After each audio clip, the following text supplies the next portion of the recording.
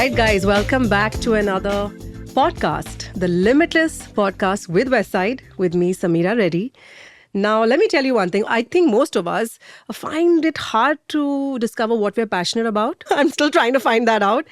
But our guest today discovered what she was passionate about at the age of 5. Yes, 5 years old. Now, determined at a very young age to use her voice to make a difference for her future and the future of our generations to come. Let's invite our young climate activist, Ridhima Pandey, to our podcast. Welcome, Ridhima. Hi. Okay, so wait a minute. I got to start with this question.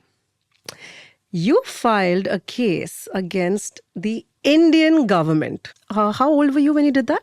I was 9. 9. Okay, wait a minute. At 9 years old, you actually had the guts to file a case against the Indian government.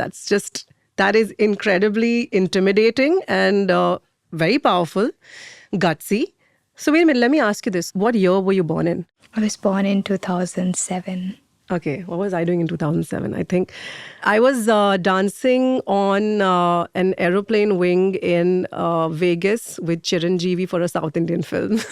Wow. Okay, I feel a bit old, guys, but let's come back to this conversation. I want to circle right back to where it all started. Now, I was speaking to your dad, Dinesh, who's, by the way, super proud. And I love that because I'm a parent. And I'm like, my God, will I be able to talk about Hans and Naira like this? Look, he is beaming. And I understand why. Because he started off by telling me that when you were 4 years old, he took you on a safari. And you saw an elephant in chains. Yes. Now, I would think that as a 4-year-old, you'd feel bad and you'd just move on to the next thing because that's what kids do. Mm-hmm. But what did you do? I still remember when I saw the elephant in the chains. My dad was with his lawyer friends who were my lawyer when I did the case against the Indian government. So they just randomly said to me, your dad was the one who put the elephants in the chain. I was shouting at my dad, I'm going to tie you in chains if you tie them in chains. Oh my God. So yeah, I was furious back then. But yeah, I feel really connected with animals and, it could be elephants, dogs, cats, since the very beginning, I would say. So you feel that was where the journey began? That was when I felt, things were not right because I saw the elephant in chain. And, as a 4-year-old, that elephants are supposed to be in the wild and, roaming around freely. And, I learned, because my parents were working in the same field, that elephants are very, scary. You shouldn't go near them. And then the very next day, I was seeing an elephant in chains. So that was a point of time when I realized something was not going on right in the world. That's very powerful because I can tell you, as a mother to 2 young kids, I think it's something that you either choose to fight for and know that it's your change. Because I'll tell you something, there are a lot of things that we see every day, even as adults, and we say, hey, you know what, it's not our problem. Somebody else will fix it. Or why take the risk? Why take the bother? Why take the effort? What is our benefit in it? And I think it's very selfless, and I think it's very inspirational that I think someone like you at such a young age starts off by setting this, beautiful seed, this little thought, which grows into something, of course, more powerful. The next step was when you had that natural disaster of the floods. Could you tell us more about that point? In 2013, the Kedarnath flash flood occurred. And my dad, because he was working for wildlife conservation, went there to rescue the animals. And my mom was also working in the same field. So most of the time, the dinner topic at my house would be, things are not going on right in this forest. This particular person is doing wrong things. And, everything was, circling around environment, wildlife and everything. So I was very used to, hearing conversations of environmental conservation. Animals are important. Trees are important. You should respect it, conserve it and everything. So when the flash flood occurred, at my house, it was like news channels going on 24/7. I was 5, I guess, back then. That's crazy. I remember my mom watching the television and just asking me, just sit next to me and see what's happening in the world, Something very important rather than, your Barbies and everything is going on, and you should know about that. And then I remember seeing the clips of, water everywhere, everything being broken, and then, kids and people crying that they cannot find their family members. And that was when the things hit me. I was like, what happened? Because I didn't know what flash floods were at that point of time. I didn't even knew destruction at such a big level could happen. And that is when I would say I started imagining myself at place of those kids. I mean, I imagine a lot. So I started imagining myself as, one of the kids who was affected by the floods. Every single night I used to see I died, or my parents died, or I'm sleeping and suddenly the cloud busted and everything was underwater and I didn't know how to swim. So I was really scared. And then this new fear emerged where I used to be very scared of thundering. I mean, even till today, if it's thundering, I'm scared. I mean, I know the cloud doesn't burst every single time, but every single time it's thundering, I'm like, please don't burst. I don't want to die. I don't want to die. Most people would maybe get consumed with the fear. I can see what you did was you took that fear and you moved on from it and you actually built on it. Tell me a little more about the journey as to how you went from that 5-year-old who was scared of thunder and scared of cloudbursts, and you moved towards actually filing a case against, like, why did you file that case against the Indian government at 9? After I started getting the nightmares, it was just every single day. I mean, every single night I'm having those constant fears. I was kind of getting used to it. I mean, I was used to waking up at night, not sleeping the entire night. So, even I was daydreaming, during the days because I was constantly thinking about floods and dying. That was the only thing that was in my mind. And then there was this point of time when I was like, I'm done being scared. How long am I gonna say, okay, I'm gonna die someday? I just want to stop flooding. So that was the first thing. I mean, the very first thing that came to my mind was, if the flood doesn't occur, I won't die. So then I went to my parents and I remember my mom was doing something and I went to her and I was like, can I do something to stop flooding? She was like, floods is a natural phenomenon. I mean, how would you stop it? I was like, I really want to stop it. I don't want to be scared. I don't want to cry every single day. And that's the point of time when my mom introduced me to what global warming was. And to be honest, I mean, I found it really interesting. My mom told me that there is this globe. I mean, there is this ball, and how, when I make tea, I put the pot on fire and the water starts bubbling up, starts getting boiled. That's what is happening with the earth. Sea is like the earth is on a stove, and we're constantly increasing the flame, and it's the flame is increasing because of our deeds, because of our emissions. And for me at that point of time, the only thing that I knew was cars to emission. So I was like, how can people driving car, how is it changing the temperature of earth is very, very big. And even if the temperature is changing, why is it bad? I mean, it's going to be more summers, more ice creams, more fun. So I was like, why is it bad? I remember my mom telling me, you are going to be the one most impacted. So back then she was talking about my entire generation, but it was too personal for me. Like, I was like, how am I going to be the one most impacted? And I was already scared by the flash floods, and then I was like, I'm definitely gonna die now because of the global warming.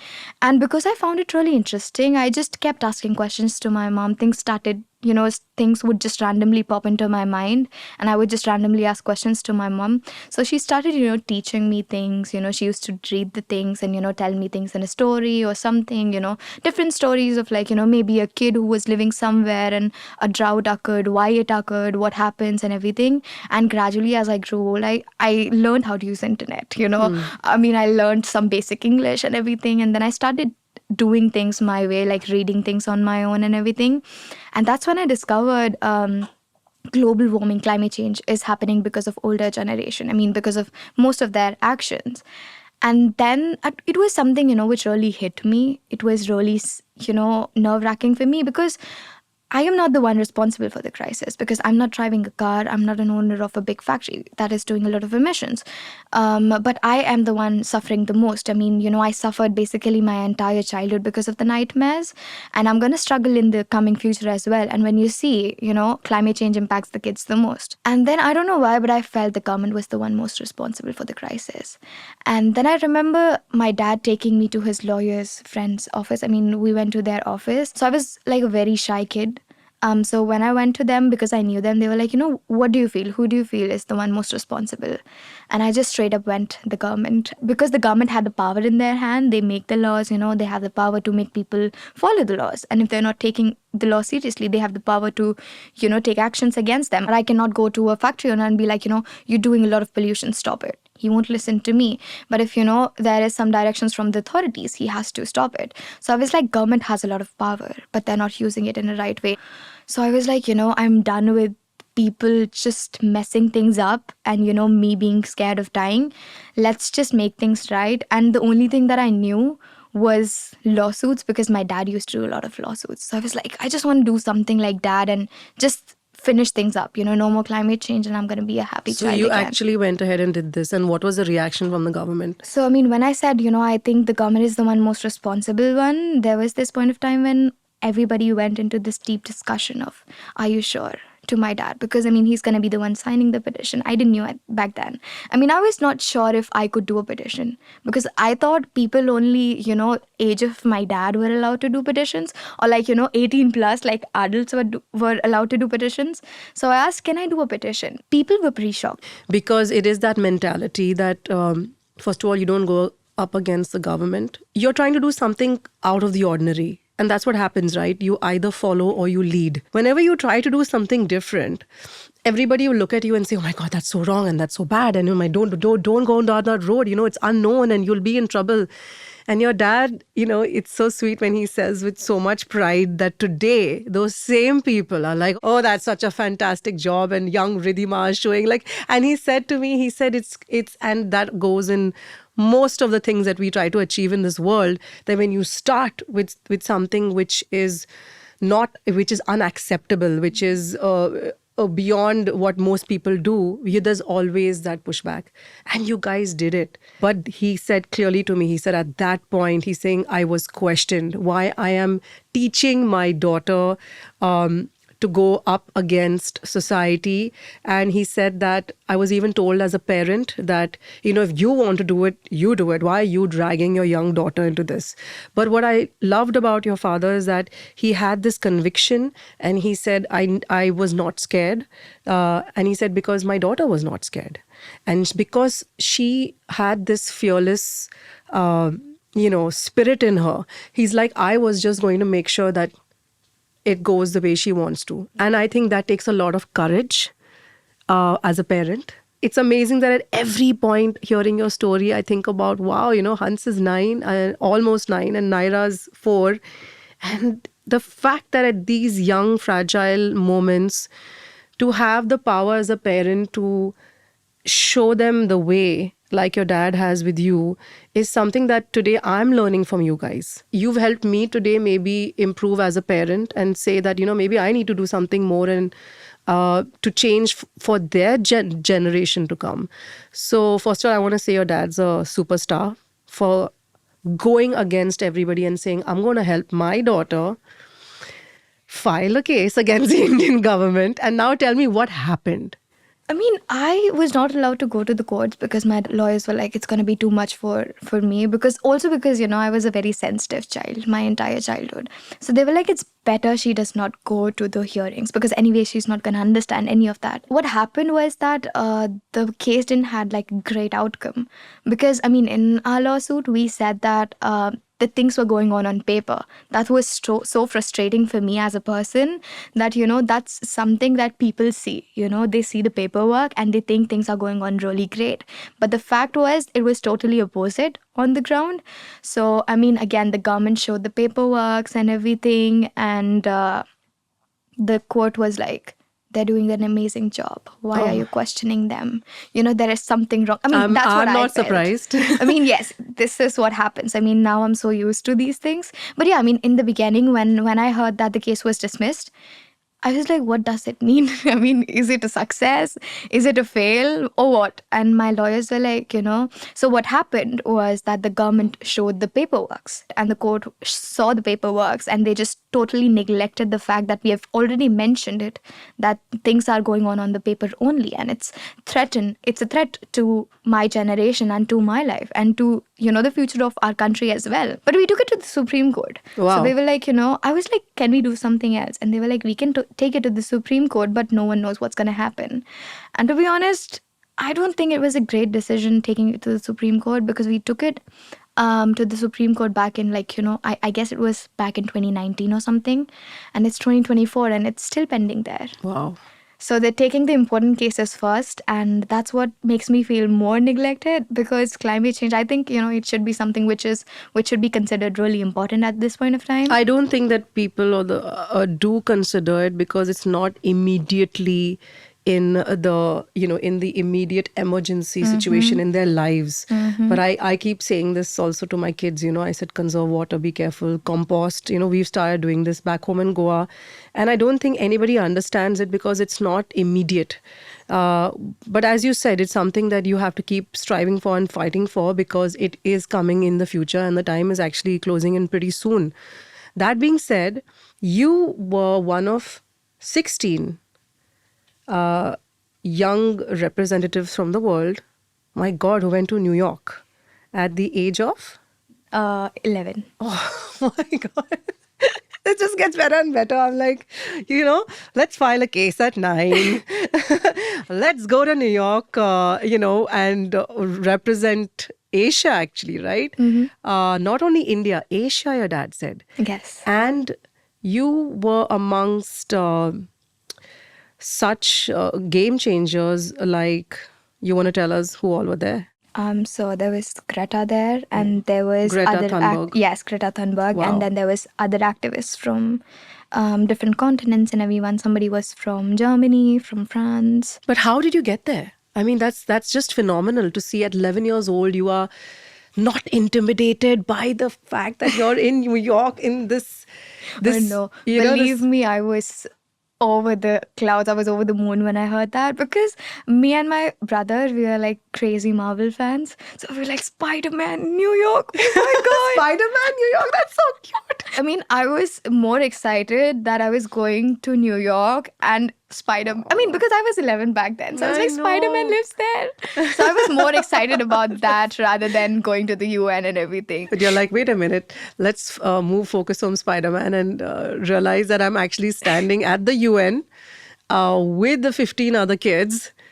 And what was that like? Like, how did you feel finally when you got there? Did you understand the impact? Like, how did it actually go? So I remember, we went there and everybody came into the room. And then we were at UNICEF's headquarters there in New York, and we all were sitting there. And what happened was they were like, okay, introduce yourselves. And, we bonded with each other. And I think it was nice because, if it would have just been, us going there, signing the petition, okay, it launched, gave our statements, came back, it wouldn't have been that impactful. But I still remember hearing the stories of all the other kids, and I somewhere felt connected to every single story, because every single story was like, I saw that, I was impacted by that, and I felt like I want change. So it might be heat waves in the other country, it might be a wildfire in the other one, it might be a flash flood in my case, but every single thing is connected to climate change, how it is impacting the kids and how it's gonna impact our future. So I think when we signed, when we were done with the petition, and once I started getting calls for interviews, that's when I realized it was a really, really big thing. Ridhima, on behalf of all the parents listening, to be parents or caregivers or anybody with young kids, I'm asking you this because the nation wants to know.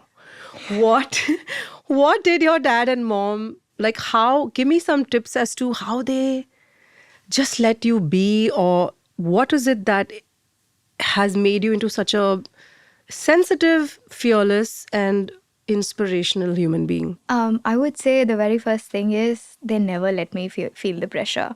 I never feel under pressured. Not even, when I was going to the UN, I was pretty chill. Even when I was doing the lawsuit, I was pretty chill. I've learned this from my dad. He is like, I follow laws. I'm a free person. Nobody can stop me. I'm doing the right thing. I'm doing it for the right people. I'm doing it for the those who are making us survive, the animals and the biodiversity. So I can do whatever I want, until it's under the laws. So my dad is someone who is like, don't be scared. Even if it's the government, even if it's anybody, you don't have to be scared. So, that's something, which I've seen since the very beginning, because even when my dad used to work, it was like, a lot of pressure from the organization where, he used to work in, with the forest officials, against whom he was working and everything. So he was like, I'm not scared. I can go straight up to their face and say, you are doing a wrong thing. I'm against it and I'm going to fix it. If you can't fix yourselves.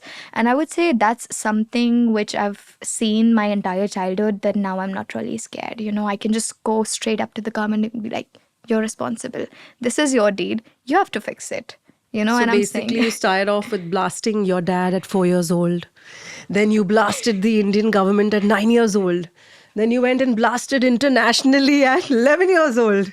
Ridhima, who's next? I just feel like you have the confidence of 1,000 elephants.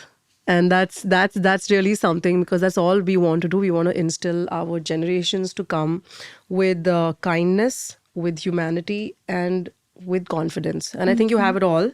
But I'm going to ask you this, that I'm sure that because you were standing out, because you were doing something far from the ordinary.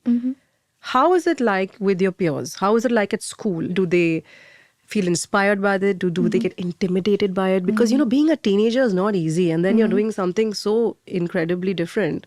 What's it like? I mean, in the beginning when I started, I did a case against the government of India. Okay, good. No, nobody was, that bothered about that. I mean, they saw my article on newspaper, so it was something good, that a kid from their class, my class teacher was really happy. And she, made me stand in front of the entire class. She applauded for me. She was like, you're doing a great thing and everything.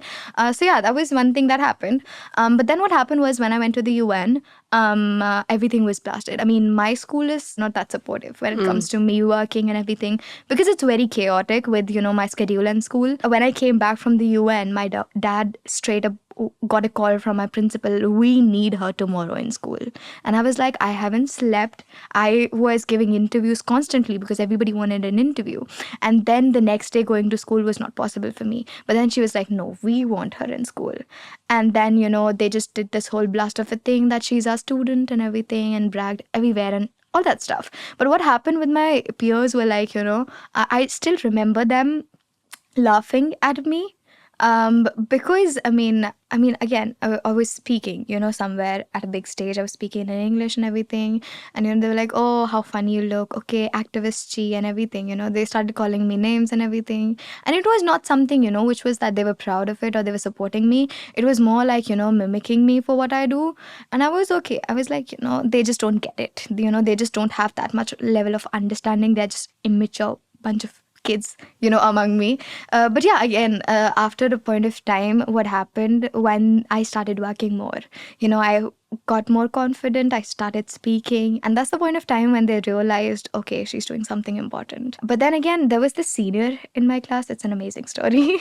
So we were in our school bus. We were getting back from the school, and I was sitting with my friends. We were discussing what happened and everything. She was sitting on the front bench. There was a dustbin just in front of her. She ate the chips and she was ready to throw it out. So, when you're speaking, when you're talking, you see everywhere. I was seeing, and I just saw her, ready to throw it out. The window. Yes. And I was like, Didi, don't do it. You have the dustbin just in front of you. Just move like this and throw it inside. It's not a lot of work. I'm sure she didn't take that well. And she was so furious because she was my senior. Oh my God, we had like a 5 minutes argument just on the fact that I, being a junior, asked her. I told her, I asked her, but she said, I told her, I, commanded her to throw it in the dustbin, which was the right thing. And then she was like, okay, whatever, I'll do it. And then I was like, okay, being a responsible person, now she understood what I was saying. I went back to chatting with my friends. And the next thing I know is that when the bus stopped, she threw it outside. I was so furious. I was so mad because she was the most senior person in our bus. When you see somebody in your position say that, egos come into play. And I can tell you that doesn't stop at your teens. Girl, it goes on. I'm in my 40s now and I'm still having to deal with that. But at that point, instead of getting furious, you have to understand that you evolved. And you evolved faster than most kids. So at some level, maybe you forgive her for it. That's the best way to handle a situation like that. Because it is a process. You got literally, I would say, enlightened much earlier. But at that point, I think when you're a kid, you know how it is. Like kids just want to prove a point. But that being said, I can tell you, I have seen people even from the fanciest cars, throw stuff out the window. And I don't get it in India. So you're talking about a senior in school. I'm talking about grown people with abundant amount of resources, flinging stuff and just not caring because they don't care. And how do we change that? We can't. We just have to keep slamming that message until somebody gets the memo in their brain that they need to stop doing this. And it all starts with us. Yeah. I think it starts with the parents. I think kids mimic what they see us do as parents. So unfortunately, maybe that young girl didn't have that at that point. And you are going to get that pushback.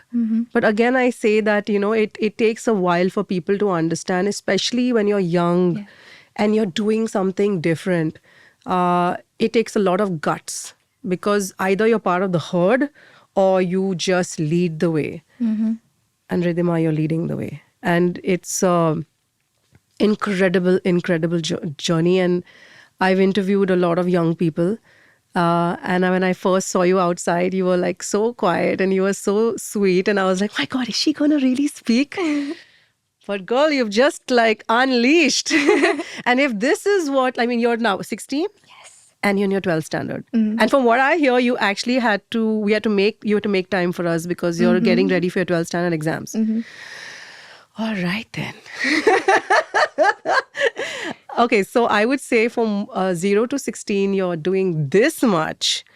I can only imagine what there is so much more to come. Ridhima, and I'm so excited for you. I'm excited because I hope people listening to this podcast will take away the fact that we are the change and the change starts with us. And that's what I'm really feeling today. And I'm sure everybody's feeling it out there with you. And I wish you all the best. I want to give a shout out to your dad and your mom. From what I hear, they work for wildlife conservation for 20 years. Yes, dad for 20, mom for 10. Wow. A big thank you to them because of them, we've got someone like you who's fighting for us, for the Gen Alpha.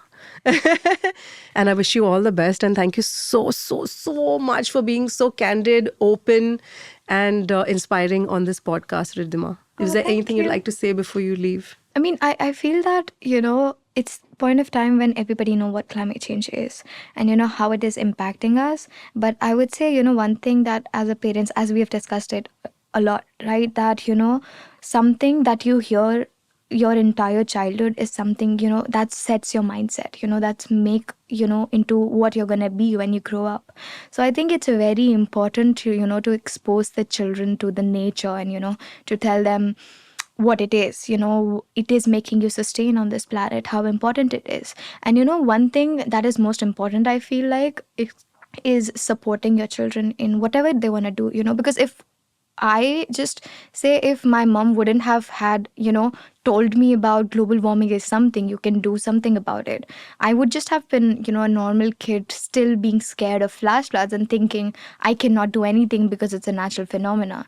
So I think it's important, that you give the right information, right piece of advice to your kids and, just let them do whatever they want to do. Especially today when we have our kids on iPads, screen time, phones. There's so much distraction from the fact that take a moment to just let them be with nature and just, let them find their way. Thank you so much, Ridhima. Thank you so much. You've been an unbelievable guest. And guys, thank you for listening to our powerful podcast with this young climate activist. We hope that it helps you make those little changes in your life. And till we meet again, this is Limitless with Westside.